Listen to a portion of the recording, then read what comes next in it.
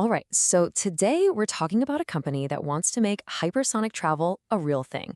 They're called Hermeus, and their plan to get us flying at like over 3,000 miles an hour, well, it's pretty wild, but it's also, surprisingly practical.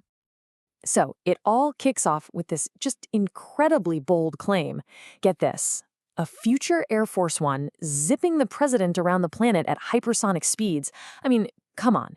If you're anything like me, a statement like that immediately sets off some alarm bells, right? It sounds like something straight out of science fiction. And, that really is the big question we're going to dig into today. Is a Mach 5 passenger plane even possible? Is this just another one of those cool-looking renders that's doomed from the start? Or does Hermeus actually have a real shot here? Let's kind of go on a skeptic's journey and see what we can find out. Okay, so before we get into all the nuts and bolts, let's just take a second to appreciate the sheer scale of this dream. So the magic number here is Mach 5. That's 5 times the speed of sound. Now, to put that in perspective, the legendary Concorde, it topped out at Mach 2. Hermes is aiming for more than double that speed. Think about what that means. A flight from New York to Paris in just 90 minutes. Insane. And what's really wild is where this huge monumental goal came from. We're not talking about some multi-billion-dollar government research lab. Nope. As the CEO, AJ tells it, it literally started in his basement with 2 dogs. It was just 4 founders who basically gave themselves 6 months to figure out how to turn this crazy idea into an actual plan. Okay, but here's the thing. Saying you're going to build a hypersonic plane, that's the easy part. Actually building one, well, that's where you run into a huge wall of doubt.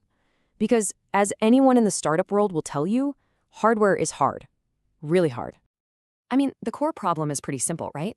Building software is just a different universe from building hardware. You can start a software company in a garage with a couple of laptops. But an aerospace company, you need just staggering amounts of money for raw materials, heavy machinery, factories. I mean, let's be blunt. Pretty pictures and cool animations are cheap. Bending actual metal is very expensive. And look, history is just not on their side here. The past is littered with these incredibly ambitious, super fast planes. You've got the Concorde, the SR-71 Blackbird, the XB-70 Valkyrie, all of them backed by governments or the military. All of them flew incredibly fast. And where are they now? They're museum pieces. Every single one was grounded by huge technical and economic problems. And just to put a really fine point on the cost, a single so-called cheap test with a sounding rocket can set you back $10 million. $10 million for one test. When your development process looks like that, you just can't afford to make many mistakes. The stakes are way too high. So, okay, you're faced with this history of failure or these astronomical costs. How does a tiny startup from a basement even get off the ground? Well, this is where Hermes gets really clever. They have what they call their stepping stone strategy.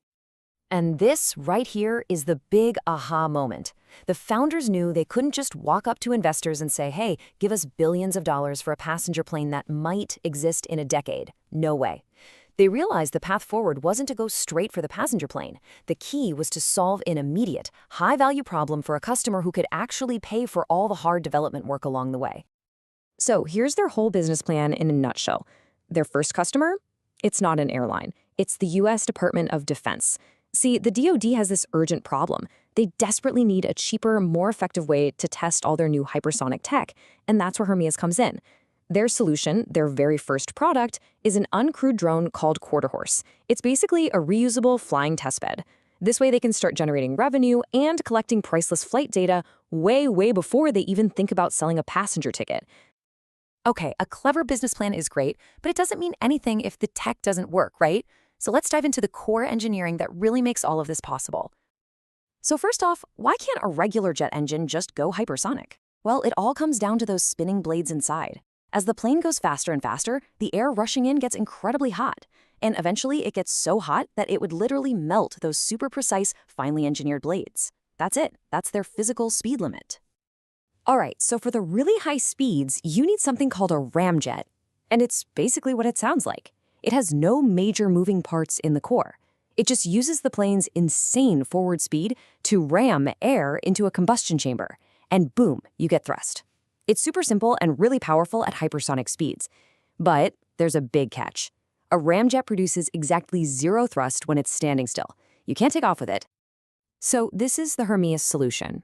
It's a hybrid engine that really gives you the best of both worlds. Here's how it works. Step 1.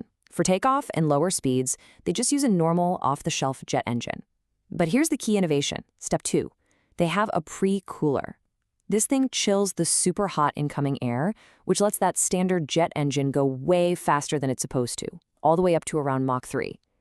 Then, at that point, they transition. They basically bypass the core of the jet engine, and it becomes a pure ramjet for that final incredible push to Mach 5. Brilliant. So you might be wondering, why Mach 5? Why not Mach 6 or 7? Well, as their COO Skylar Schufert explains, it's not some random number. It's a really pragmatic engineering choice. Mach 5 is this perfect sweet spot, what he calls the technology cliff. It's basically as fast as you can go with this kind of ramjet before you need a much more complicated engine. And, just as important, it's right at the temperature limit where you can still build the plane out of advanced metals, instead of having to use really difficult and expensive ceramic composites. It's the Goldilocks zone. And this super practical, step-by-step thinking, it doesn't just apply to the engine. It's their entire plan for developing the actual aircraft. They're not trying to build the final passenger plane, which they call Halcyon, all in one go. Instead, their roadmap is all about logical, incremental steps. You start with Quarter Horse, that's the test drone. Its job is to prove the tech works and bring in some money. Then, that evolves into Dark Horse, which is a bigger, more capable drone for those defense customers. And only after they've completely mastered those first two will they take everything they've learned and build the final goal, the Halcyon passenger plane. You see how each step pays for and de-risks the next one? It's smart. And a big reason they can move so fast is because they're using all this modern manufacturing tech. We're talking large-scale 3D printing for really complex engine parts made from exotic, high-temp alloys. And they're using AI-driven robots to shape the body panels, which means they don't need these giant, expensive molds for everything. I mean, these are the kinds of tools the engineers who built the SR-71 could have only dreamed about. So, okay, we've got the smart business plan, we've got the clever technology, but there's one more piece to this puzzle that might just be the most important innovation of all, and that's their company culture. Their VP of production, Tonio Martinez, explains it perfectly. Look, at most big aerospace companies, the design engineers are in one building and the technicians who actually build the stuff are way over in another one. At Hermes, they're in the same building, right next to each other. So an engineer can design a part on their computer and then literally walk 50 feet over to the factory floor and talk to the person who's about to make it. That creates this incredibly fast feedback loop. Problems get solved in hours, not weeks or months. So that brings us all the way back to our original question. What makes Hermeus different? Well, they're not just betting on a new engine. They're betting on a smarter business plan, they're using modern manufacturing tools, and it's all being driven by this super integrated team that can move incredibly fast. Now look, the challenges are still enormous, no doubt about it. But for the first time in a very long time, the dream of hypersonic travel, it feels like it might actually have a realistic flight plan.